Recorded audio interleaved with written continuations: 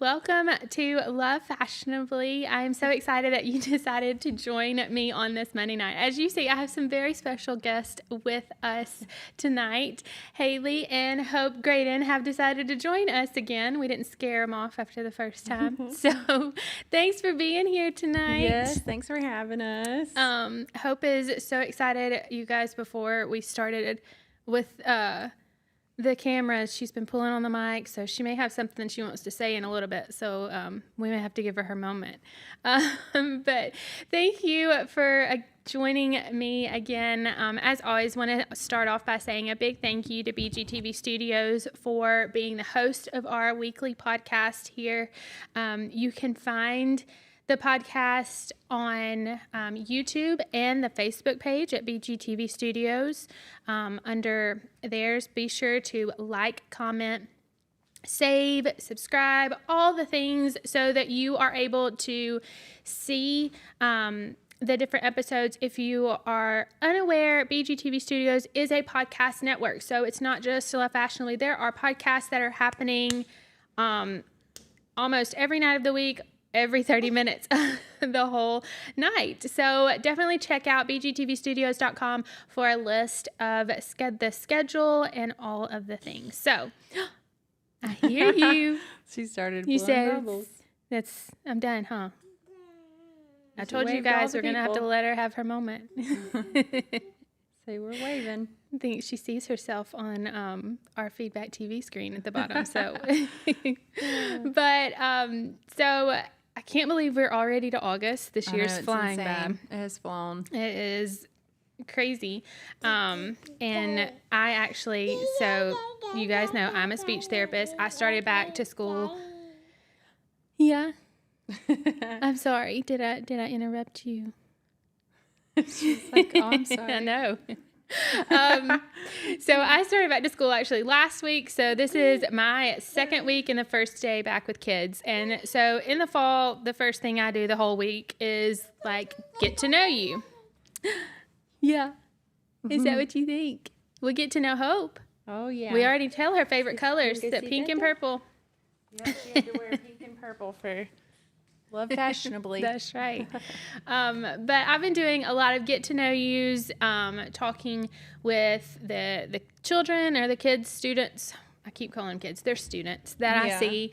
And I was talking to Haley and I was just telling her I'm not very good at talking about myself. I don't really I think even on our first episode, I told you this much and I really didn't even go into it. And then I just don't like talking about myself. So I brought on my best friend to ask me all the questions and give you guys all of the details. So she's going to be the interviewer tonight and I'm going to answer the questions. So here we go. So we're just dying to know about who is Abby Smith.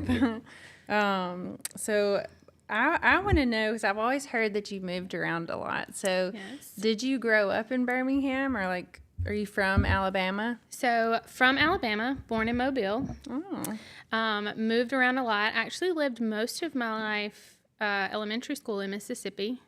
Then came to Alabama in middle school, left and went to Kentucky, back to Alabama. So I say I'm from Muscle Shoals, Alabama, because that's where I graduated high school.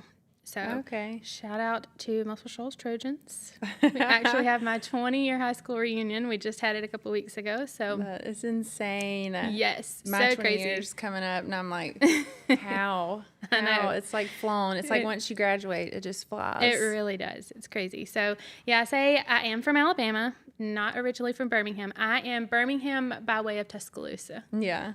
Which leads into the next question. Y'all, if y'all have ever met Abby, she is the most diehard Alabama fan I have ever met. And it's extremely impressive with the knowledge that she has of all things Alabama. I mean, softball, baseball, basketball, recruiting, football, it is mind-blowing. Yeah. And so, how did you get into that? What stirred your, I guess, how did you become a Bama fan? Is your family always been Bama? I actually did not grow up an Alabama fan. So that kind of shocks a lot of people. Yeah. I grew up a Mississippi State fan. So I guess you would say I grew up in an SEC family. So my dad and my brother were always Alabama fans. And then my mom went to Mississippi State University. I forget your mom was Mississippi State. Yes. And so, of course, I had to stick with the girls growing up. Yeah. And so I was always Team Bulldog. And it really did not even switch till my senior year in high school. Oh, my So gosh. my dad and brother were going down for a game. And all of my friends were talking, you're trying to figure out where you're going to go to college. And they were talking, obviously, Alabama. And they were going, my dad was going for a game. I was like, why don't you get me a shirt? Yeah. An Alabama shirt. And so... And your dad was a coach, wasn't he? He was at a junior college in Mississippi. Okay. Yeah. So, like, football was always a big deal. Like, growing up, like, we watched football games. Like, Mississippi State, Alabama played. We didn't watch in the same room growing up. Like, football was always... So your coach's daughter. Yeah. I mean, it was always there. You watched football on Saturdays in the fall. And so, I always had, like, that love for it, but I didn't have the knowledge of it until I went to school there. And so even like my freshman year, like I remember when it came time for the Alabama Mississippi State game, I wore neutral colors because I didn't know who I could cheer for. So like, it didn't probably happen until really my sophomore year. And then I met my friend Laura Ellen. Shout out Laura Ellen. Hey, Laura Ellen. We love you. She worked in the recruiting office at Alabama, and I met her. And of course, she knew all the things, and really she knows everybody. I know she knows everybody and everything about everything. And so she kind of taught me a little bit of it, and that kind of really started it. And so I know a lot of people think, oh, you're a Bama fan, you're just a spoiled Bama fan because you were a fan during Nick Saban days. I became a fan during Mike Shula days. Yeah. So I feel like I can call myself a true fan. Yeah. So that's kind of how it all came about, I guess. And then just I went to school there, obviously, for 6 years. Roll Tide. Yes, Roll Tide. So being there on campus, there's really nothing like it. You're either you're in or you're like out. And so I went full in. Those night games. Oh, so is there a particular game that was your favorite? So funny, I don't know that there's like, I never missed a home game in 6 years. Wow. And then I got to visit a couple away games. The LSU game in 08 was, or 07. I don't remember which one. It was really crazy. There's a really long story, and if I ever have Laura Ellen on here, I'm going to make her tell it because she tells it better than I do. But that one was a fun one. But I did get to go to the national championship game in 09. Yeah. And so that one's pretty up there. In 05, though, that kind of led me to that game is in the Florida game in 05 when everybody's like, Shula's there, Bama's back. I was a student. I can tell you, I remember exactly where I was standing, the type of day it was. And I remember, like, my friend was there, and she was, like, talking, like, how cool it would be to go to a national championship. But I remember, because we were looking at the championship flags, they hang up in the corners or in the end zone. And she was like, oh, but that would never happen while we're here.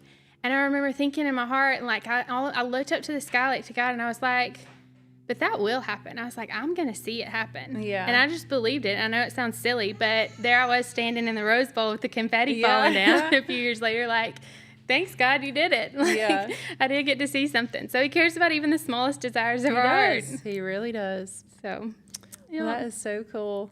I know I'm always amazed at how much, come football season or even throughout the year, you're like, can hang right there with the guys like, talking recruiting and everything. It's just a fun hobby. I guess I don't have a lot of hobbies. Like there was one particular time when we were going to, shows how much I know. I don't even remember what was it, Arkansas?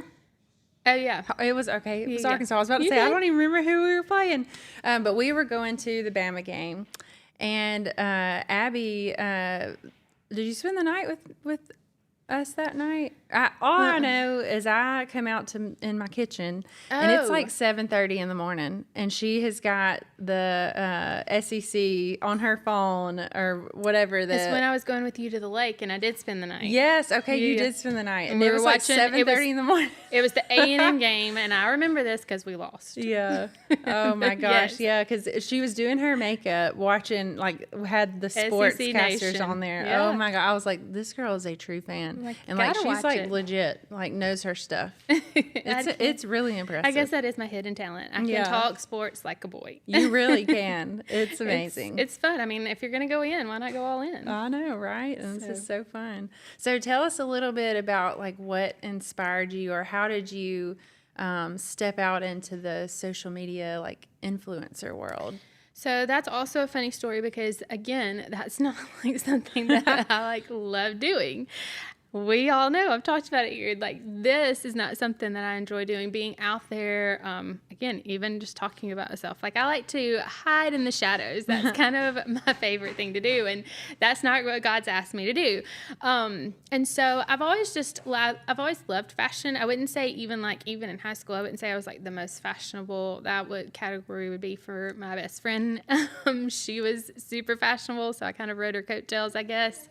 And so, but I do like in high school, like college, and kind of after, people would always ask like, oh, where did you get that? Oh, it's so, it's so cute. And then social media became popular, and they're like, oh, well, you should like just share your outfits. And so it kind of just became about that. At first, I really hated it. You're so good at it. And it's funny, kind of nice segue. It actually started being called Faith Fashion Football. Oh. And it was a play off of, and I had to change it because it was a play off of what Tim Tebow does. He does, I think it's Faith Family Football or something like that. Yeah. I don't remember. And so kind of like the football and all of that. And then over time, I would rebranded and changed the name to Love Fashionably. I love it. And so... yeah, it just started as like, I'm just going to share my clothes. And then obviously social media became way more than we ever thought it would be. Yeah, I know. Like at the time it started, it was like, I used to have like the blog, and like, it was just kind of Pinterest. And like now you can make a whole living in business off of it. Oh, yeah. And I have used several of your links to go buy things. I'm like, where did she get that? I need that. I try to do it. I guess I go through waves. Being good at it and not so good at it, but it's something that really pushes me out of my comfort zone. And I mean, it doesn't bother me as much as this does, which I know is probably funny because I'll talk on my phone, but then talking to yours, I don't know, it's harder. But you would never know. Well, you never know. So is there like a certain thing that inspires your like style, or like where you get your inspiration for like what to wear or like what to put together? You just kind of throw things together? Well, again, or both. Yeah, kind of throw it together a lot. I do like to, like, if I like a style of something, I will look up and see how other people have styled it and see like which one I like. Like today I had to kind of fill out my fall. We were fall, and I was like, oh, I'll bring out the fall flannel. Yes. This is like my attempt. I've got my boots on, my attempt of being fall when it's still 80 and 90 degrees outside. Those boots that she has on, I actually used her link to buy off Amazon. I have them in 3 colors. They really are great. Oh, they're so cute. But yeah, so like in high school, it's funny. We've been talking about high school. So in high school, I loved fashion, and I liked following the trends with my friends because we didn't have social media. There was no Pinterest. There were teeny bot magazines, but they didn't really share a whole lot. So it was walking the mall and seeing what was popular. Oh, yeah. The Body Shop. Body Shop, yes. I mean, I can imagine a shirt that I had from Body Shop right now. Actually, there's 2 that really come to mind. But I had a pair of pants that I wore. It was either 9th or 10th grade that had a tiger face. Oh my gosh! On the whole leg. I look that back was and I'm popular. like, I mean, I was like proud and you thought of those pants. Like they were like. You put them on and you're like, I'm doing it. I just look back and I'm like, oh, I burn them. Oh, no. But in high school, I I liked fashion, but I was so insecure that it would take me like hours to get ready just because, and my whole room would look like trash afterwards because I'd taken everything out of the drawer and tried it on at least 2 or 3 times. And you always went back to the very first outfit you tried on. Every time. I mean, it was a mess, but it was so funny. My friends, there was a group of us, about 7 or 8 of us, and we would always go out every Friday, Saturday night. And by going out, I mean, we went and walked the mall. We ate at this certain restaurant. They knew us by name because we ate there every weekend. And we went to the movies, and that was what we did. But movies. You needed to have, you got to show off. That was our social media. It was. That was before MySpace or Facebook. MySpace was starting to become a little popular. So, I mean, you had to still look appropriate at all times. And they would tell me, I didn't find this out till like way later, but they would tell me I was always so bad and so late, not because like I was trying to be late, but just because I was so insecure of like putting together the right outfit. Like they would tell me like an hour in advance. They would give me an hour. Oh my gosh. And I would still show up late. An hour and I late. would so I would be an hour late and I would still show up late. Oh my gosh. But like it just kind of evolved in the first over time. Outfit. In the very first outfit. So I sat there and tried on for like an hour to 2 hours. But no, I mean, it was never like, oh, there's this one fashion icon because, fashion, I don't know, fashion just always changes. It's really subjective. And it is. It's in the eye of the beholder, and I guess. I've never been the one to like, I don't like to show a whole lot of skin. Like even like for this, I was like, oh, I'm wearing biker shorts like this. Like I wear shorts, don't get me wrong. But like for this, you feel like you have to be like appropriately dressed. And, but yeah, like I'm not one to show like everything, and you can't always look to trends for that or anything, so you have to find what's comfortable for you. And that's really when I got saved, I started praying to the Lord and asking him what he wanted me to wear. Wow. Yeah.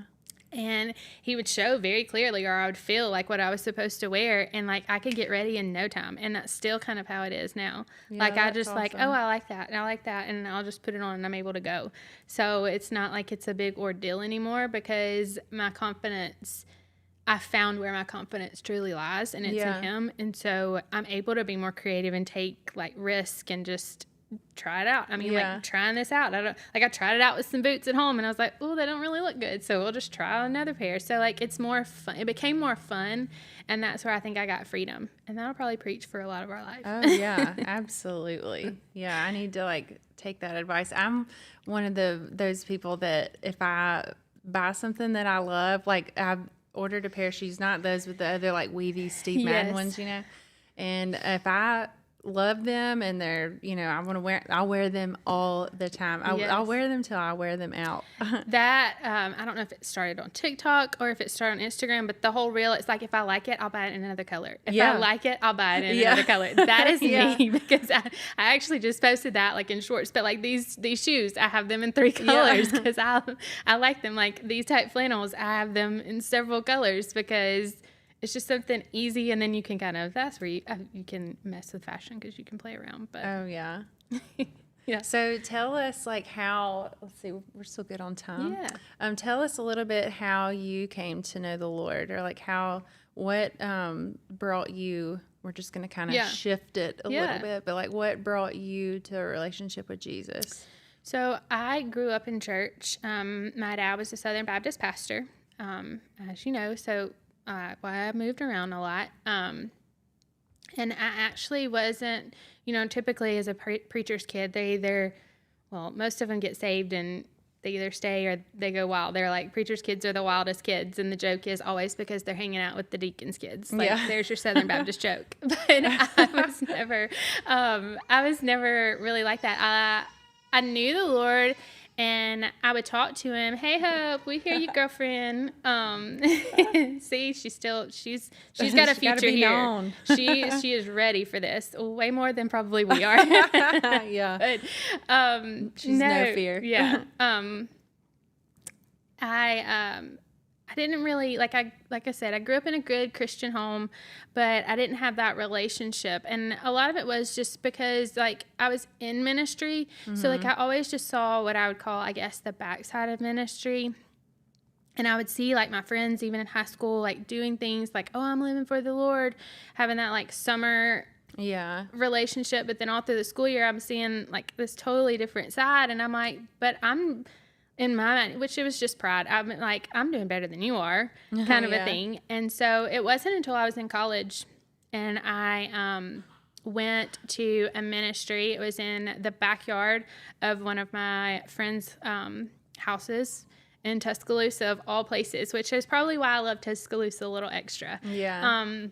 But I saw and I found a group of Christians who loved God, but who lived it. Mm-hmm. And it wasn't hypocritical. It was like just truth. Yeah. And they accepted me, they accepted each other, and there was like a pure love there.